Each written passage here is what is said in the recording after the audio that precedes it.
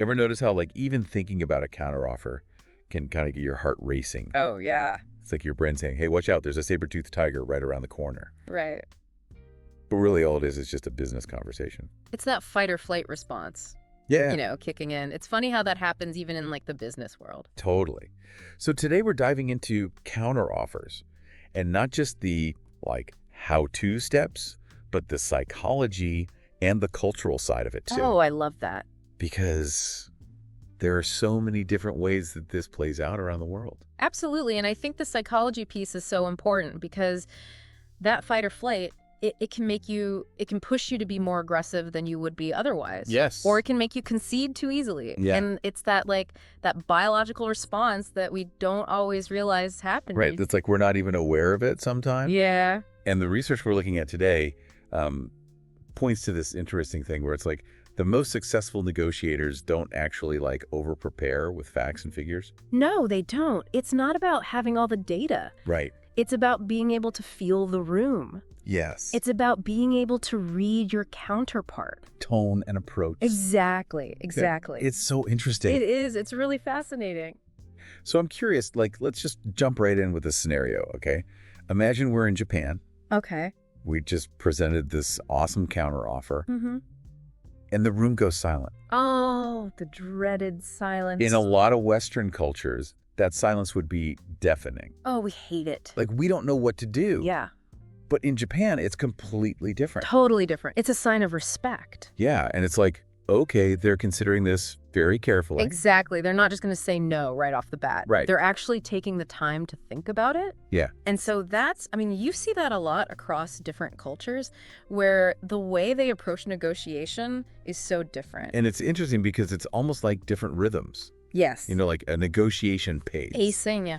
Where some places, like you said, they're not going to just jump in and say no. They're going to take time to think. And other places, like I'm thinking about New York City. Yes, very fast-paced. Right. Like everything's got to happen, like Yeah. yesterday. Yes. You've got to be quick on your feet, ready with your counter, ready with your next proposal. So it's like the same thing in a negotiation. Absolutely. So it's almost like you got to, when you're in those different situations, you got to adapt to the rhythm. You have to adapt. And that's what really good negotiators do. Right. They're like chameleons. Right. They can kind of shift their style based on who they're with. Okay, so now let's go from Tokyo to, let's say, Germany. Okay. What's that pace like? Germany, very direct, very efficient. Yeah. So they're going to want clear, concise answers. They're going to want to be able to move through things quickly. Okay, so it's like rapid fire. Yeah, almost like rapid fire, yes. Like back and forth. Exactly. Interesting. And then let's just do one more scenario. Sure. Let's say we're in South Korea Okay. and, we're at this table. It's us and a bunch of other people on the other side. Mm-hmm. And we're presenting our counteroffer. Yeah. We could be presenting it to the wrong person. You very well could be. Hierarchy is very important in South Korean culture. And it's like, if we don't understand the hierarchy, we might be talking to someone who's not even the decision maker. Exactly. You might be completely wasting your time. That's fascinating. So just like in these few scenarios, Yeah, we can already see, like, there's all these cultural things that we have to be aware of. absolutely. And it's not just where you are in the world, it's the specific culture of the people you're interacting with. And I think one of the classic examples of that is that, yes, that means no, Oh, yeah. which we've all heard about, That's a tough one. especially in some Asian cultures. Particularly in Asia, yeah. It's like they don't want to say no directly. Right. It's seen as rude. So they'll say yes, but really mean maybe, or let me think about it. So it's like we almost have to read between the lines. You do. You have to pay attention to the tone of voice, the body language. All those subtle cues. Exactly. All the nonverbal cues. And, it's funny, even something as simple as a meal Right. can play a totally different role depending on the culture. Oh, absolutely. I mean, think about it. In the U.S., we might have a quick coffee meeting, to talk business. Yeah. But in other places, a meal is a huge part of the negotiation process. Right. It's like the relationship building. Exactly. It's about building relationships, getting to know each other, and that can take hours. Yeah. It's like you can't just jump into the business. Okay. So we've talked about like these different rhythms and these cultural differences. Yeah. Let's get into like the language itself, Okay. the words we choose, The words we choose, absolutely. because that can make such a difference. It can. It really can. There are certain words that we call power words that can really change the dynamic of a negotiation. No, tell me more about that. So, for instance, instead of saying but, which can feel very confrontational, Yeah. try using and. Very- So instead of saying, I understand your position, but we need a better price, you could say, I understand your position, and we'd like to explore some other options. Oh, okay. So it's like less like a wall. Exactly, creates a more collaborative tone. So but is like a brick wall and is like Yeah. a bridge. Yes, exactly, like a bridge. Okay.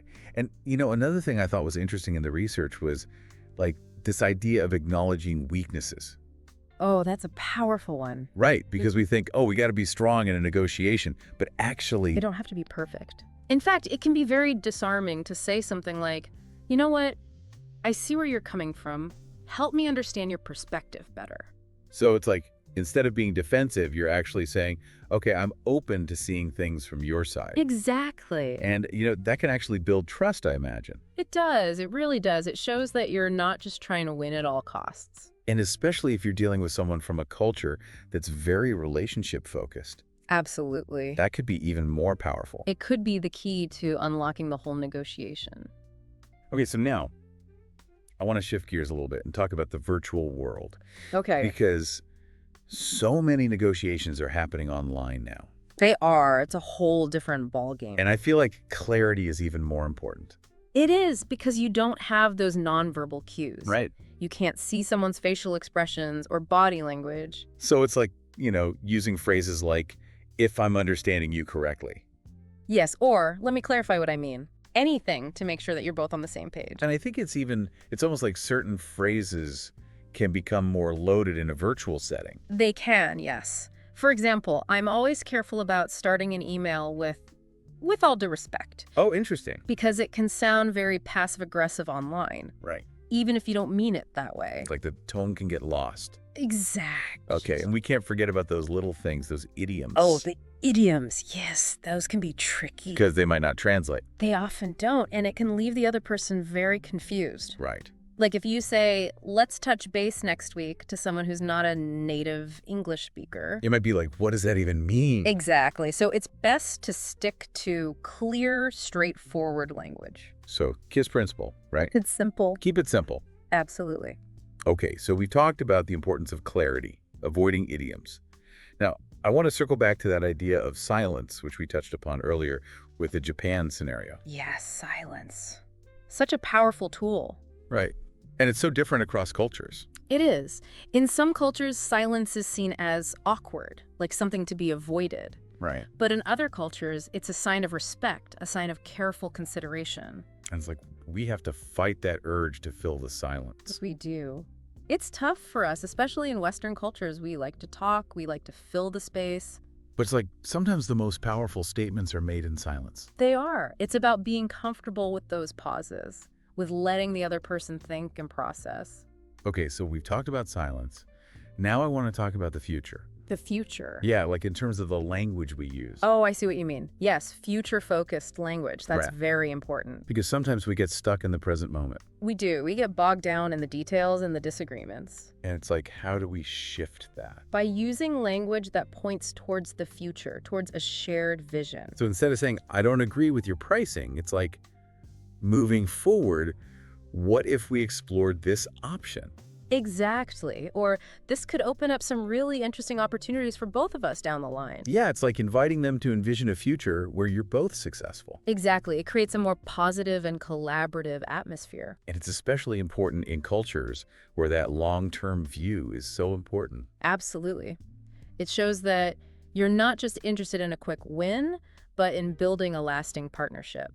And finally, let's talk about the power of we. We. Yeah, like using we language. Oh, inclusive language, Yeah. yes. That's a subtle but powerful shift. Because it's like, instead of me versus you, It becomes us. we're in this together. Exactly. And that can make a big difference in creating a sense of collaboration. And especially in a cross-cultural negotiation, where there might already be some sense of us and them. Absolutely. It helps to break down those barriers and create a more unified approach.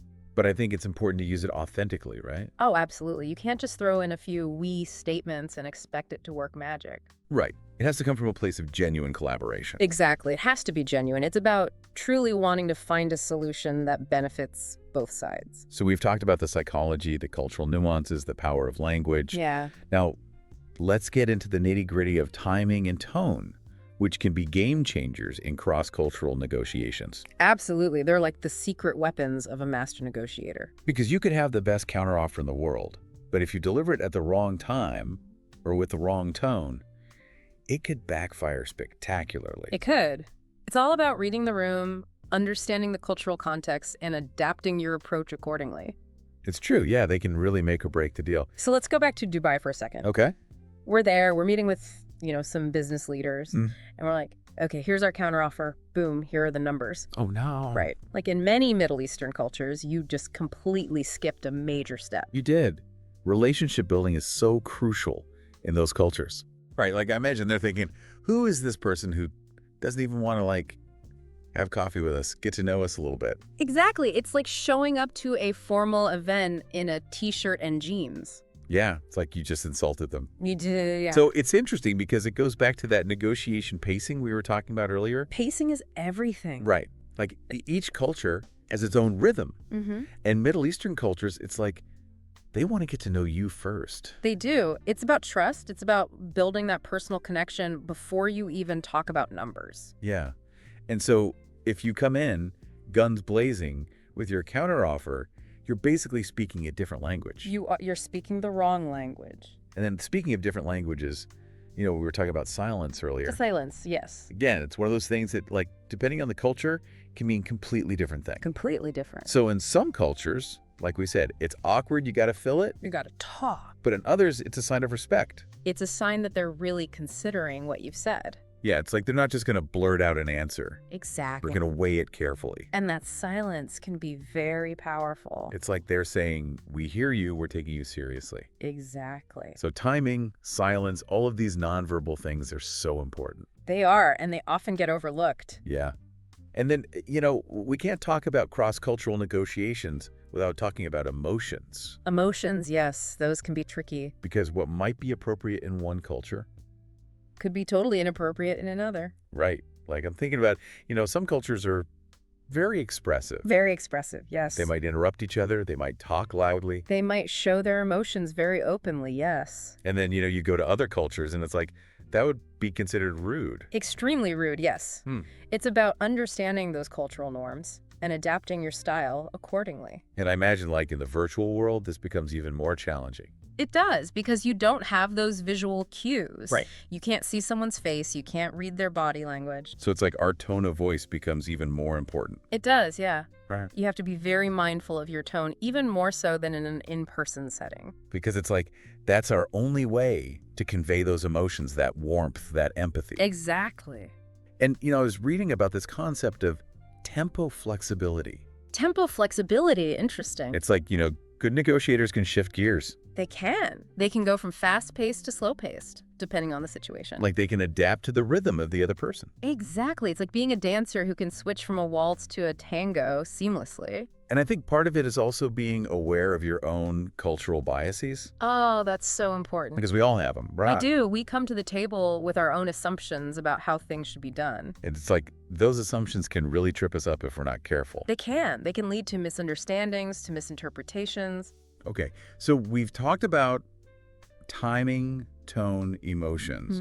Now, I want to talk about the ending. The ending. Yeah, even if you don't reach an agreement. Oh, I see what you mean. The closing tone, yes. Because it's like how you end a negotiation can set the stage for future interactions. It can. It's like that saying, you never get a second chance to make a first impression. Exactly. So even if you haven't reached a deal, you want to leave the door open for future possibilities. Right. Express gratitude, reiterate your willingness to continue the conversation. And it's like, especially in a cross-cultural context, that final impression can really linger. It can. It can make all the difference in whether they want to work with you again in the future. Okay, so we've covered a lot of ground here. We have. It's a lot to take in. But I think it's really important to see how these concepts play out in the real world. Absolutely.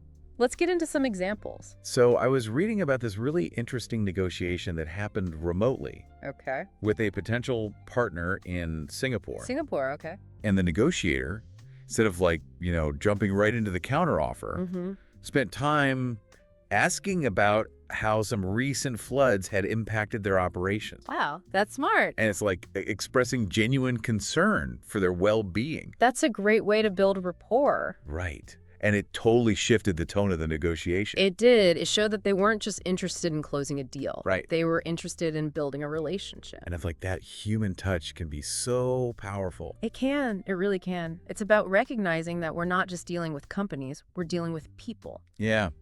And I think that's something we can sometimes forget, especially in the virtual world. It's easy to forget, yes. Which brings us to this whole other challenge of remote negotiations. Right. The digital handshake dilemma. The digital handshake dilemma. Mm-hmm. How do you build trust? How do you build rapport when you're not face-to-face? It's tough. Well, one thing I was reading about is this idea of using collaborative digital whiteboards. Oh, interesting. So instead of, sending formal proposals back and forth, Mm-hmm. it's like you're both working on the same document in real time, That's a great idea. right? You can make adjustments, brainstorm solutions, you can see each other's thought process. It creates a much more dynamic and interactive experience. Yeah, it's like you're in the same room, Yeah. even though you're miles apart. Yeah, that. And then, another challenge I was reading about is this whole issue of different group dynamics Oh, yes. across cultures. That can be a major source of conflict. So there's this fascinating story about like a European startup Okay. and a Japanese corporation. Okay, very different cultures. Very different cultures. And they were like butting heads over their team structures and their decision-making styles. I can imagine. The Europeans, probably very flat hierarchy, very quick decisions. Right. Very agile. Very agile, yes. Yep. And the Japanese, probably much more hierarchical, much more consensus-driven. Yeah, like everyone has to weigh in. So the solution they came up with was to create these decision-making checkpoints. Decision-making checkpoints, I like that. Right. Like agreed upon moments where both teams would like align their internal processes. Makes sense. So everyone's on the same page before moving forward. Yeah, it's like, okay, let's just make sure we're all in sync before we proceed. That's smart. Okay. And then I was reading about this other cool concept called future casting. Future casting, that sounds interesting. Have you ever heard of that? I hadn't. Tell me more. Okay, so it's like this idea of instead of getting bogged down in the details of the current counteroffer, Mm-hmm. you shift the focus to potential collaborations down the line. Oh, I see. So you're kind of painting a picture of a shared future. Right, like, hey, even if we don't agree on this right now, imagine all the amazing things we could do together 5 years from now. That's brilliant. It takes the pressure off the immediate negotiation. And it's especially effective in cultures where that long-term relationship is so important. Absolutely. It shows that you're invested in building a lasting partnership. Like there was this example of like a tense negotiation with a Middle Eastern client. Okay. And it was resolved by focusing on those potential collaborations 5 years down the line. That's amazing. So they basically zoomed out and looked at the bigger picture. Yeah, and it made those immediate price differences seem insignificant. I love that approach. Okay, and then we have to talk about crisis negotiations. Crisis negotiations, those are always high stakes. Right. And they can play out so differently across cultures. They can, because some cultures prioritize immediate action while others prioritize preserving harmony. So there was this really interesting case study about like a Chinese manufacturer Okay. and an American distributor. Okay, two very different approaches to crisis management. And they were renegotiating contracts during like a global supply chain crisis. Oh, wow, that's a tough situation. Right. So the Americans, they wanted immediate solutions. Makes sense. Very action-oriented. Right. And the Chinese, they were more focused on maintaining that long-term relationship. Okay, so preserving harmony even amidst the chaos. Right. And they didn't want to do anything rash that would damage that relationship. Interesting. So they ended up creating this crisis protocol. Crisis protocol, what's that? So it was like this set of guidelines that respected both cultural approaches. Oh, I see. So they found a way to blend those two perspectives. Yeah, it was like, okay, we need to act quickly, but we also need to be mindful of the relationship. That's a great example of finding that balance. And then, I was reading about this other case, and it highlights the power of storytelling. Storytelling, I love that. Right. Because sometimes data and numbers just aren't enough. They're not. Sometimes you need to connect on a deeper level. So this was a deal with a Brazilian company, Okay. and they clinched the deal not by showing spreadsheets, but by telling a story. A story? Oh, that's smart. A story about a similar successful partnership. And that resonated with them. Yeah, it did. It made those numbers. It made them come to life. It gave them context. It gave them meaning. Right. And it helped them to see the potential of the collaboration. And stories are so powerful across cultures. They are. They transcend those barriers. And, Yeah. speaking of cultural barriers, one thing that can trip people up is how junior team members are perceived. Oh, yes. That varies widely across cultures. Right. Like in some cultures, they're expected to actively participate. Yes, to contribute their ideas. But in other cultures, it's like they're supposed to be more observational. Right, to defer to the senior leaders. So, like, imagine a negotiation between a team from Japan and a team from Germany. Okay, that's a classic cultural clash. Right.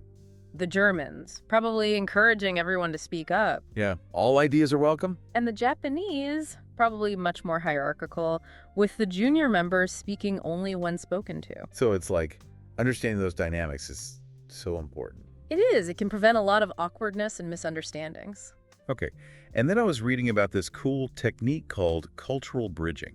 Cultural bridging, what's that? Okay, so it's like creating space for both linguistic and cultural clarification during negotiations. Oh, I see. So it's like building a bridge between those two worlds. Yeah, exactly. Making sure that everyone's speaking the same language, both literally and figuratively. So they gave this example of like a three-way negotiation between teams from South Korea, India, and Canada. Okay, 3 very different cultures. And they incorporated these translation pauses after each significant point. Translation pause, I like that. Right. And it wasn't just for like the words themselves, but for the cultural implications of what was being said. That's brilliant. It gives everyone a chance to process what's being said, make sure they're understanding it correctly. Yeah, it's like a moment to say, okay, did everyone get that? Are we all on the same page? I love that. It prevents misunderstandings, and it shows respect for the different cultural perspectives.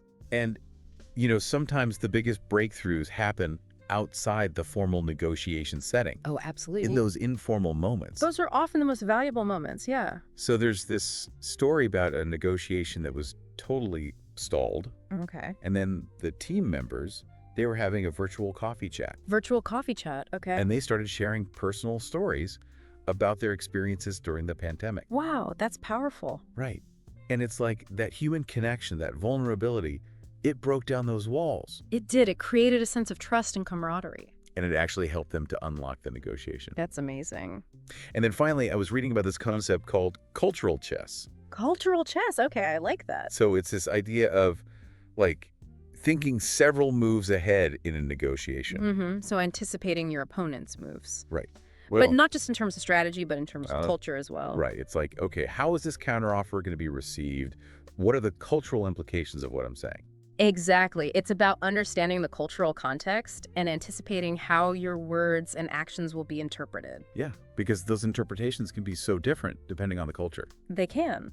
What might be seen as a sign of strength in one culture could be seen as a sign of weakness in another. So it's like you have to be a cultural detective too. You do. You have to be able to read between the lines, to understand the unspoken rules, the cultural nuances. Exactly. It's like you got to know the terrain before you start driving. Right. And so with all this in mind, I think the final piece of the puzzle is that relationship building. Like Yeah. we've touched on it, but So key. it really is, especially when you're dealing with different cultures, because sometimes that signed contract, that's not the end. Right. That's actually the beginning. Oh, it's interesting. Yeah. So I was reading this story about a negotiation with a Japanese corporation. And once the deal was done, they had what they called a continuation ceremony. Oh, wow. And it wasn't just like hey, let's celebrate dinner. It was very intentional. Like, okay, we're solidifying this. We're in this for the long haul. That's really cool. And it's things like that that really make a difference, because in some cultures, that's when the real relationship starts. So it's almost like in those cultures, they view business as not just a transaction, but as like a bond. A bond. Yeah. Okay, so that makes sense, especially like in a cross-cultural context Yeah. where there might already be some unfamiliarity. You're really building that trust. You are. It takes time. Yeah. And you can't rush it. So, okay, let's say we built that relationship. We've signed the deal. Yeah. How do we actually maintain it across these different cultures? Because clearly there's no one right way. There isn't, no. And I was talking to someone who's done a ton of international negotiations, and she had this system. She called it her cultural maintenance matrix. Okay. And it was basically like, okay, depending on where you are in the world, who you're dealing with, you adjust your style. So give me an example. Okay, so for her Middle Eastern partners, she would check in regularly, like asking about their families, their personal life, just showing genuine interest. Okay. For her German colleagues, it was more about providing updates, reports, just very structured communication. Got it. So like very different approaches. Totally different. And then for her Brazilian contacts, it was all about social media, staying connected in a more casual way. Oh, wow. So it's like you got to speak their language, not just literally, but Culturally. Yes, exactly. And then I was reading about this other fascinating concept called cultural investment banking. Cultural investment banking. Yeah, so it's like this idea of you invest in relationships up front, Okay. knowing that those relationships will pay off later. I like that. So the example they gave was this Swedish company that wanted to do business in South Korea. Mm-hmm. And they spent 6 months just building relationships, attending events, meeting people, just immersing themselves in the culture. Wow. So no talk of business at all. No. And then when they finally presented a proposal, it wasn't like, hey, we're here to make a deal. Right. Hey, it was like, hey, we're friends, we're partners. Let's explore this together. That's a much better approach. And the South Korean company, they were so receptive because they already had that foundation of trust. Exactly. So it's like that upfront investment, it paid off in the long run. Okay, so we've talked about maintaining relationships. Mm-hmm. What about trust? Because that's so essential in any negotiation. But it can be built so differently across cultures. Right. Like in some cultures, it's about transparency data. Contracts. Yeah. And in other cultures, it's about personal connection, shared experiences. Exactly. So the example they gave was a German company and a Gulf-based business Okay. Very different. trying to build trust. Right. And the Germans, they were all about reports and documentation. Like, here are our numbers, here's our progress, see, we're reliable. The Gulf company, they were like, where's the dinner invitation? Where's the social gathering? They wanted to connect on a personal level. Yeah. Interesting. So the solution they came up with was to create what they called a trust bridge. A trust bridge. Yeah, it's like, okay, Germans, you got to do some socializing. Right. And to the Gulf company, they were like, okay, we get it. You value relationships, but we also need some structure, some transparency. So it's about finding that middle ground, that common language. Right. And, sometimes even with the best intentions, things go wrong, deals fall apart. So how do you handle those setbacks in a cross-cultural context? Because Especially in a cross-cultural context, because you don't want to burn bridges. right. You want to leave that door open for future possibilities. So there was this story about a failed negotiation between an American company and a Chinese company. Okay. And the Americans, they were like, okay, well, that didn't work out. Let's move on. Very task-oriented. Right. But the Chinese company, they were more focused on preserving that harmony, that relationship. They are playing the long game. Right. And instead of withdrawing or becoming adversarial, they were like, hey, we appreciate the opportunity. Let's stay in touch. I like that approach. And so the solution they came up with was to create a future framework. Future framework. Yeah, it was basically like, okay, we might not have a deal right now, Right. but let's stay connected. Let's explore the ways to work together in the future. So it's like planting seeds for future collaborations. Exactly. And it's especially important in cultures where those long-term relationships are so highly valued. Absolutely. You don't want to just disappear after a setback. And then there's this whole other layer of complexity with the digital age. Oh, yeah. Like, how do you maintain those relationships when you're not face-to-face? Right. It's a whole different ballgame. So I was reading about this concept of cultural touch points. Cultural touch points. Yeah, and it's like finding those little ways to stay connected, to nurture those relationships, even when you're not actively doing business together. I like that. So one negotiator, she had what she called culture-specific connection schedules. Wow. That's organized. Right. Like for her Japanese partners, she would schedule formal video calls every quarter. Okay. For her Indian colleagues, it was more about checking in via WhatsApp. And for her European partners, she would send like personalized email updates. So it's about tailoring your approach to each culture. Yeah, and demonstrating that you understand and respect their communication style. And that you value the relationship. Right. And, it's funny, even something as simple as celebration Right. can be culturally nuanced. Oh, yeah. Like what's appropriate in one culture. Might be totally off base in another. Exactly. So there was this story about a virtual team celebrating a successful deal. Okay. And the Americans, they were like high-fiving emojis all over the place. Very enthusiastic. Right. But the British team, they were much more reserved. A bit more understated. Yeah. And the Chinese team, they were very focused on expressing gratitude for the opportunity to collaborate. Okay, so very different ways of celebrating. Yeah, and it's like even in those moments, you got to be mindful of those cultural differences. You do, because what might seem like a harmless gesture in one culture Could be misconstrued in another. Exactly. And then there's this whole other thing about consistency. Consistency. Yeah, because it's not enough to just be culturally sensitive sometimes. No, it has to be an ongoing effort. So there was this Canadian company, they were working with partners in 5 different Asian countries. Wow, that's a lot to keep track of. And they created these cultural consistency cards. Cultural consistency cards, okay. Yeah, so it was like detailed guidelines for every interaction. Like email greeting. Yeah, meeting protocols, gift-giving etiquette. Wow, very comprehensive. And by making sure everyone on their team followed those guidelines, Right. it showed that they were serious about respecting those cultural norms. Smart. Okay. And finally, this idea that everything we do in international business, it creates ripples. Ripples. Yeah, like the relationship ripple effect. Oh, I see. So like our actions have consequences beyond the immediate situation. Exactly. And the example they gave was this negotiator who lost a deal with a Singaporean company, Okay. but she handled it so gracefully. Like, she expressed her understanding, she respected their decision, and she emphasized that she still wanted to find ways to collaborate in the future. That's impressive. And you know what? 2 years later, Yeah. those same Singaporean contacts, they reached out to her for new partnerships. Wow. So it's like that saying, what goes around comes around. Yeah, and it's a reminder that in international business, relationships are everything. They are. They're the foundation for success. Okay, so we've explored so much in this deep dive, but before we wrap up, I want to highlight some common pitfalls, Okay.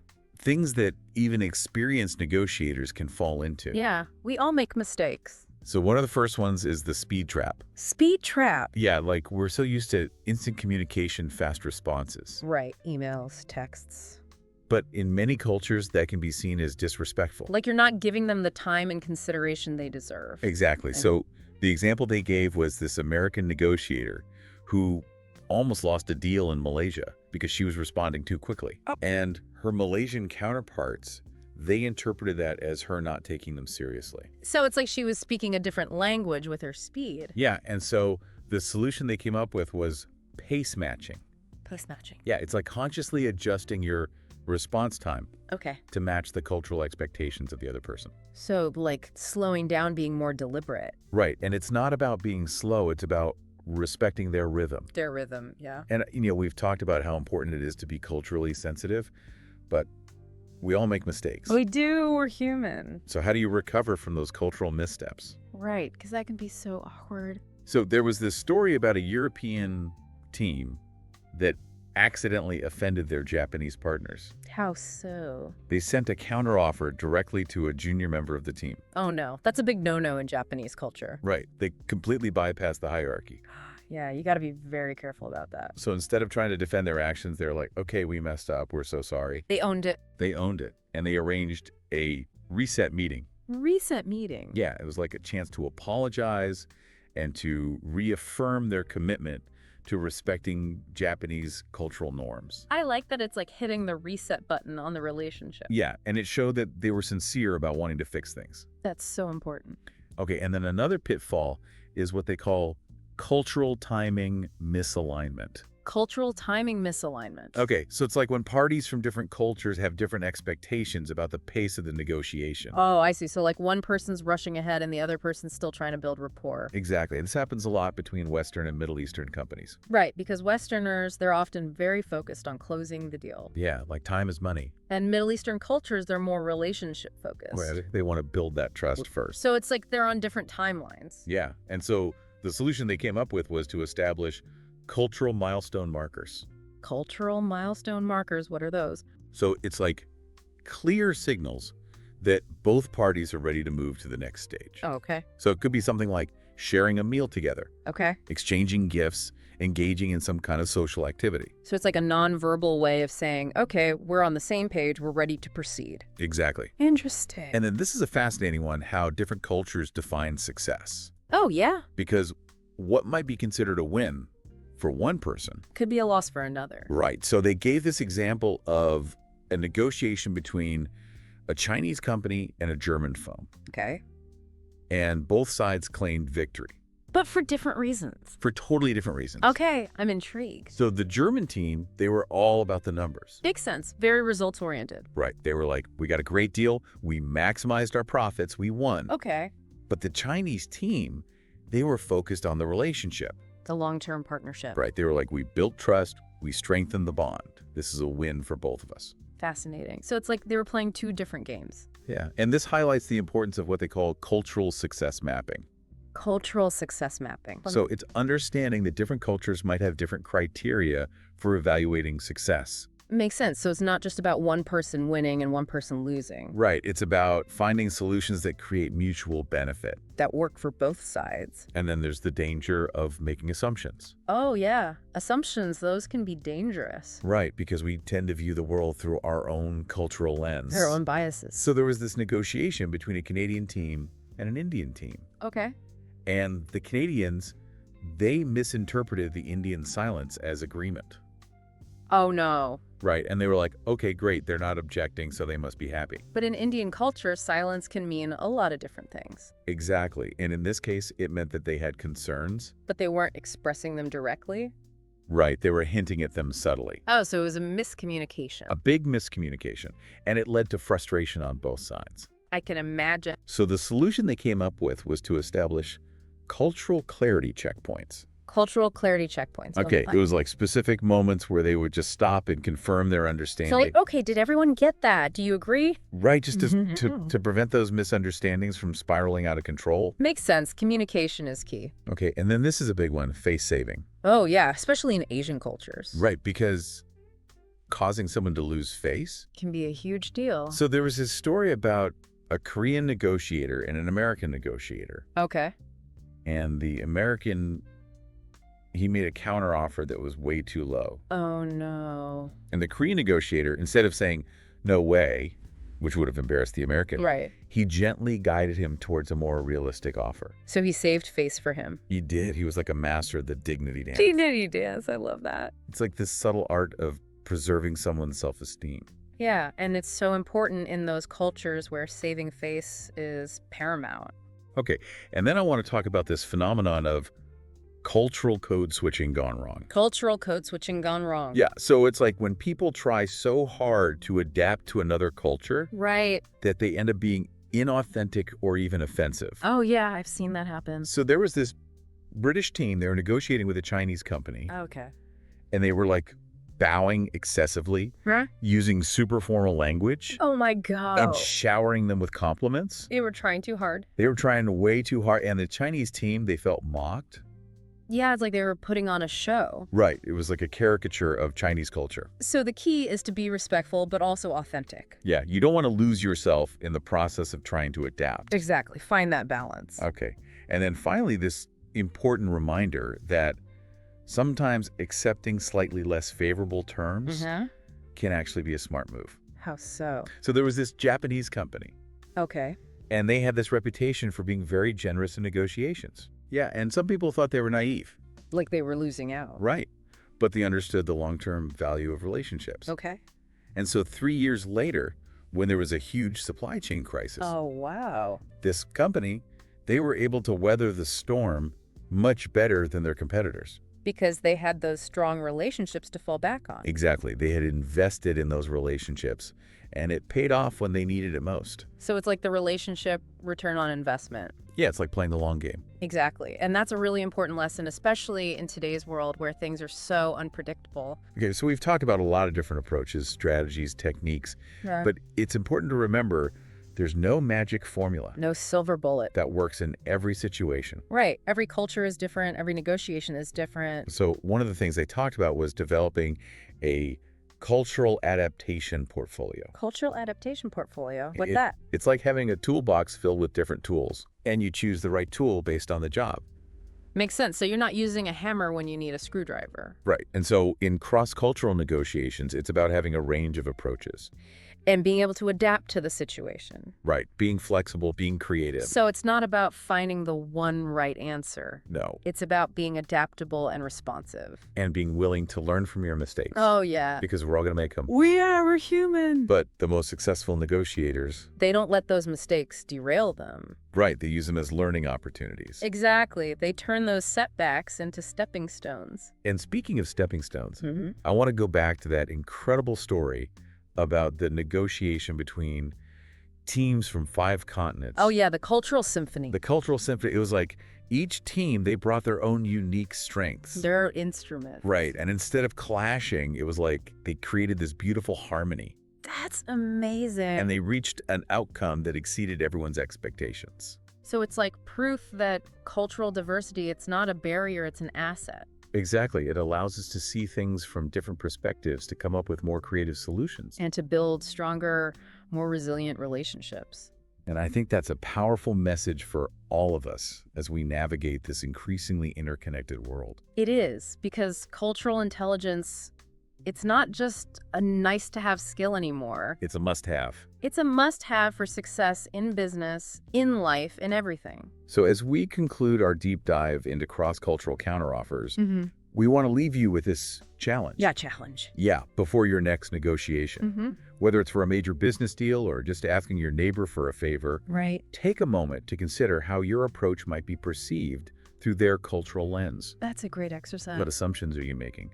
What cultural cues might you be missing? Right. Are you speaking their language both literally and figuratively? And how can you adapt your style to build trust and create a more collaborative environment? Because cultural intelligence, it's not about being perfect. No. It's about being curious, empathetic, and willing to learn. It's about recognizing that every interaction is an opportunity to connect with someone on a deeper level. And to expand our understanding of the world. So keep learning, keep adapting, and keep building those bridges of understanding across cultures. The world needs more bridge builders. That's a great way to put it. And with that, I think we've reached the end of our deep dive. We have. Thanks for joining us. It's been a pleasure. And until next time, keep exploring the fascinating world of cross-cultural communication.